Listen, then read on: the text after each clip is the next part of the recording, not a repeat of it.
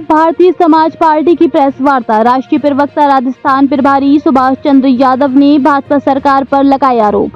SI भर्ती रद्द की मांग को लेकर बोले प्रभारी, कहा जिन्होंने फर्जीवाड़ा किया उन्हें पकड़े सरकार। भजन लाल शर्मा अपने गृह क्षेत्र की दशा नहीं सुधार सकते तो क्या फिर देश का हित साधेंगे? सुभाष चंद्र यादव। सोहेल देव भारतीय समाज पार्टी राष्ट्रीय प्रवक्ता राजस्थान प्रभारी सुभाष चंद्र यादव, प्रदेश अध्यक्ष जयप्रकाश राठौड़ सहित अन्य पदाधिकारी रहे प्रेस वार्ता में शामिल। सोहेल देव भारतीय समाज पार्टी मुद्दों पर बात करती है, न कि धर्म की राजनीति।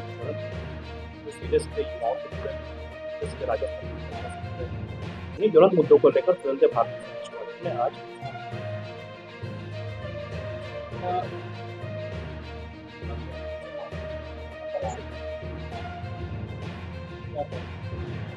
बहुत अच्छा सवाल है ये कि हनुमान बेनीवाल बार बार ऐसा ही भर्ती को रद्द करने की मांग है, लेकिन मैं समझता हूँ कि आपसे बेहतर कोई नहीं जानता होगा हनुमान बेनीवाल जिनको साथ में लेकर एसआई भर्ती को रद्द करने की मांग कर उनमें से कितने लोग एसआई भर्ती से जुड़े हुए, कितने लोग जुड़े हुए। मैं समझता हूँ आप तहकीकात भी करिए, उसके अंदर वो खाले लोग जुड़े हुए जिनके पास कोई काम नहीं है, वो हनुमान बेनीवाल के पीछे घूमने का कार्य करते हैं, वही लोग बैठे हुए एक सस्ती लोकप्रियता हासिल करने का जरिया मात्र है। उसी को जरिया बनाकर एन किन प्रकार हनुमान बेनीवाल दगा हुआ कारतूस सुर्खियों में बने रहने का प्रयत्न कर रहा है। वास्तव में अगर युवाओं का हित ऐसी है, वास्तव में एसआई भर्ती के बारे में उसको लग रहा है कि कहीं ना कहीं इसके अंदर भ्रष्टाचार हुआ है, तो उस चीजों को लेकर 2021 के अंदर ये प्रकरण हुआ तो 2022 के अंदर उसके मुंह में का दही जम गई थी, तब क्यों नहीं इस बात को उसने उठाया? 2023 में क्यों नहीं उठाया? 2024 में क्यों नहीं उठाया? वो सस्ती लोकप्रियता हासिल करना चाहता है, क्योंकि राजस्थान की जनता को भी पता हो गया कि वो नागौर से बाहर निकलने वाला है और नागौर के अंदर भी आरएलपी पार्टी बना के सिर्फ अपने परिवार को लॉन्च करने का प्रयास कर रहा है। राजस्थान के युवाओं से उसको कोई मतलब नहीं, राजस्थान की समस्याओं से उसको कोई मतलब नहीं। अगर वास्तव में उसको समस्याओं से मतलब होता तो समय रहते उसको इस मांग को उठाना चाहिए। और अगर वो सही में चाह रहा है कि इसके अंदर जितने भी लोग संलिप्त हैं, जिन्होंने भ्रष्टाचार किया है, उसके ऊपर कड़ी कार्रवाई करने की मांग करें ना। उन युवाओं का भविष्य अंधकार में क्यों करना चाह रहा है? इसके अंदर जो युवा ऐसा ही भर्ती के अंदर उसमें अपने एग्जाम को क्वालिफाई करके हुए थे, वो ऐसे भी युवा थे कि जो पूर्व के अंदर किसी सरकारी नौकरी के अंदर थे, उन्होंने अपनी नौकरी को छोड़कर एसआई भर्ती को चुना, अपनी मेहनत से, अपनी ईमानदारी से, अपनी काबिलियत से क्वालिफाई किया और एसआई के अंदर वो चुने गए। अब आप ऐसे युवाओं को जिनका कोई मतलब ही नहीं है, एसआई भर्ती को निरस्त करके उन युवाओं को भी बेरोजगार करने का प्रयास कर रहे हैं। मैं समझता हूँ कोई भी राजनेता अगर प्रदेश और देश की बात करेगा, युवाओं की बात करेगा, तो उन्हें बेरोजगार करने का कार्य तो नहीं करेगा। लेकिन हनुमान बेनीवाल अपने छुपे हुए एजेंडे को सामने लाकर इन युवाओं को बेरोजगार करने का प्रयास कर रहा है, उनको बरगलाने का प्रयास कर रहा है। आप कह रहे हो कि हनुमान एसआई भर्ती को लेकर सरकार के द्वारा कमेटी करती हुई तमाम चीजें भ्रष्टाचार, आप क्या? मैंने भी ये बात बोली, सोहेल देव भारतीय समाज पार्टी का मामला है, इसके अंदर जो भी संलिप्त है, जो भी भ्रष्टाचारी है, क्या सारे के सारे लोग गिरफ्तार नहीं किया जा सकते? जांच का विषय है कि नहीं? लेकिन अगर 500, 400, 100, 200 जिन्होंने फर्जीवाड़ा करके सिलेक्शन हासिल किया है, आप उनको चिन्हित करिए ना। उनको चिन्हित न करते हुए जो योग्य अभ्यर्थी थे, जो एग्जाम क्वालिफाई करके गए, जिन्होंने कोई नकल नहीं की, जिन्होंने कोई बेईमानी नहीं की, आप उनके ऊपर जिस प्रकार का प्रहार करने का प्रयास कर, अगर गलत 100 है तो 700 की क्या गलती, अगर गलत 200 है तो 500 की क्या गलती है? यानी आप गेहूं के साथ घुन को पीसने का प्रयास कर रहे हो। जो गलत है उसको गलत बोलिए, इसके अंदर जो भी दोषी हैं उनके ऊपर कार्रवाई करिए ना। जो ईमानदार अभ्यर्थी हैं, जिनका दूर दूर तक इससे कोई नाता नहीं है, उनको आप बेरोजगार करने का प्रयास कर रहे हो, ये कहाँ का आपका न्याय? आप इन मुद्दों को लेकर कैसे देखिए, शुरुआत तो आप लोगों के सामने करी और मैं तो समझता हूँ कि मीडिया के अंदर जो ताकत है ना, वो ताकत किसी के अंदर। हमारे देश का चौथा स्तंभ आप चाहोगे तो हमारी इस बात को इन युवाओं तक, नौजवानों तक, साथियों तक पहुंचाने का कार्य करो। आप नहीं चाहोगे, हमारी आवाज तब भी पहुंचेगी, लेकिन थोड़ा समय लगेगा। लेकिन आप चाहोगे तो हमारी आवाज बड़ी जल्दी पहुंच जाएगी।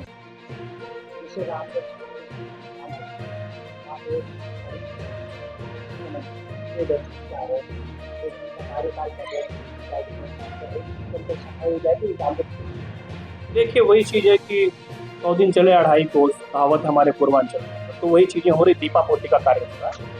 अब आने वाले समय के अंदर देखिए, एक दिन के अंदर जिनका इस प्रकार पुनरुद्धार होता है, जो रामगढ़ बांध का आपने उल्लेख किया, मैंने भी उसको कई फोटोज वगैरह के अंदर देखा कि पूर्व के अंदर एकदम मनोहर दृश्य देखा जाता था, पानी से लबालब भरा रहता था।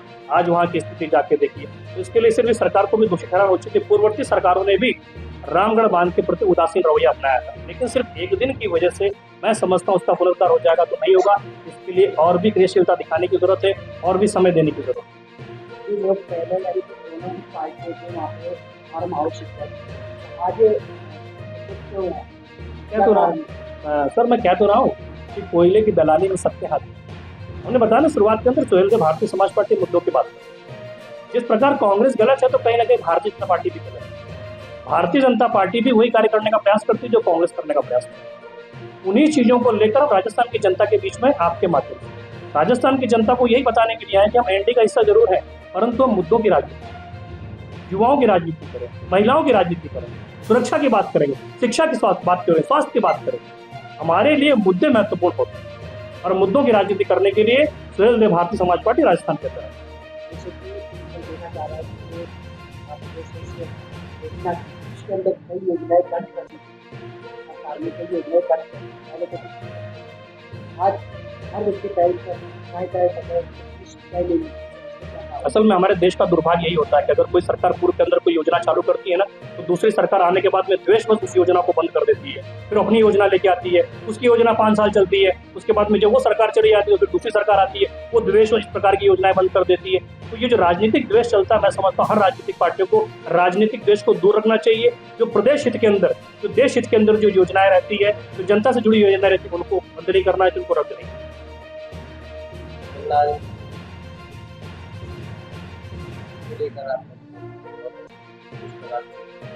भजन लाल शर्मा क्या काम कर रहे हैं? ये काम कर रहे हैं। इन 6 युवाओं की मौत का जिम्मेदार कौन है? इन 6 युवाओं की मौत का जिम्मेदार कौन है? भजन लाल शर्मा। वो जवाब दे लेंगे इन 6 युवाओं की मौत की जिम्मेदारी। एक झटके के अंदर उन्होंने बिना सोचे समझे राजीव गांव युवा मित्र को क्यों निरस्त कर दिया? एक बात तो समझना था, सोचना था, ये तो जानना था कि भैया मेरे से पहले जो मुख्यमंत्री थी मेरी पार्टी की थी, सीनियर लीडर है कि नहीं वसुंधरा राजे? भजन लाल शर्मा से कई गुना सीनियर लीडर है। उनके सामने भजन लाल शर्मा कहीं ठहरते, लेकिन भजन लाल शर्मा ने पहली बार एक अंधे को तलवार पकड़ा दो ना तो अंड संड चलाने का प्रयास करता है। वो ये भी नहीं देखता इसके अंदर अपने कटेंगे कि दूसरे कटेंगे। वही कार्य भजन लाल शर्मा कर रहे हैं।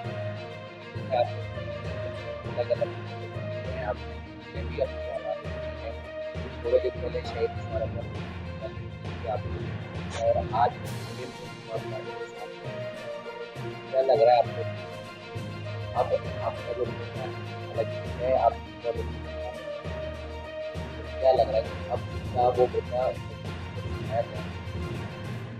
सबसे पहले तो मैं सुहेल देव भारतीय समाज पार्टी के जो समस्त पदाधिकारी सदस्य उन सभी को हार्दिक शुभकामनाएं देना चाहता हूं, जिन्होंने मुझे समझा कि प्रेस मीडिया के सामने बोलने का एक मौका दिया। उनका दिल से हार्दिक स्वागत कर रहा हूँ। अब रही बात आप, जैसा कि आपको पता है कि पूर्ववर्ती सरकार में हम युवा मित्रों को 5000 युवा मित्रों को राज्य राजस्थान की जन कल्याणकारी योजनाओं के प्रचार प्रसार में हमें लगाया।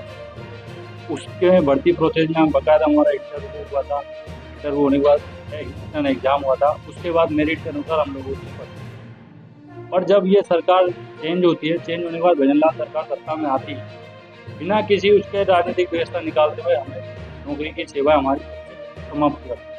अब इस दौरान हमारे घर परिवार वालों को आर्थिक तंगी का सामना करना पड़ा। सामना करते हुए कुछ लोग को अटैक वगैरह की बीमारी का अटैक भी आया, सब कुछ आया। तो इसी के चलते हमने शहीद स्मारक पर घंटों दिन तक धरना प्रदर्शन शांतिपूर्ण तरीके से किया। पर जब भी बात नहीं बनी तो हमारे कुछ साथी आवेश में आके टंकी पे चढ़ गए थे।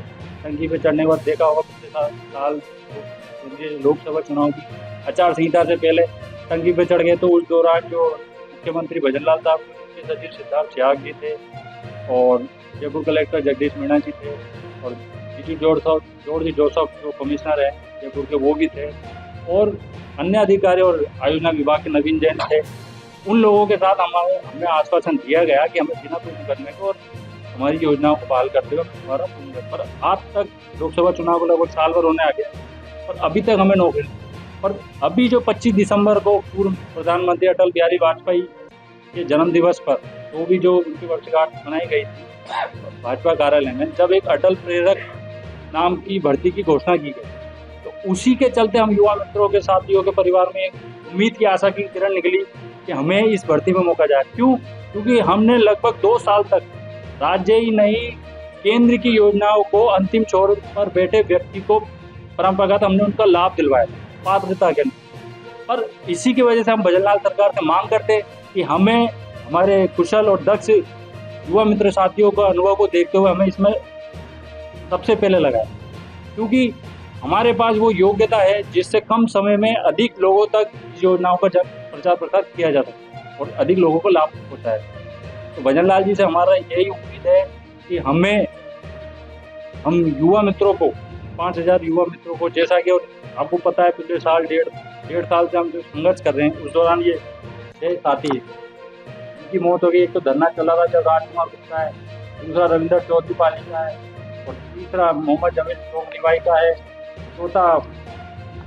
चौथा ये गणेश परमार सिरोही का है और ये राजपूत राजा खेड़ा, और ये पिछले अभी 2-3 दिन पहले ये लेटेस्टली है ये राजेंद्र नेगर साहब अधीर था। इनको अटैक की वजह से, क्यों, आर्थिक तंगी के चलते इनका जीवन यापन करना मुश्किल हो रहा है। इनके 2 बच्चे हैं, बकायदा हम परिवार में जाकर हमने ये सूचना ली है कि ये आर्थिक तंगी की वजह से, तो इसके पीछे जिम्मेदार कौन है? भजनलाल जी, जिन्होंने आवेश में आकर बिना कुछ सोचे समझे हमें नौकरी से बहाल कर दिया।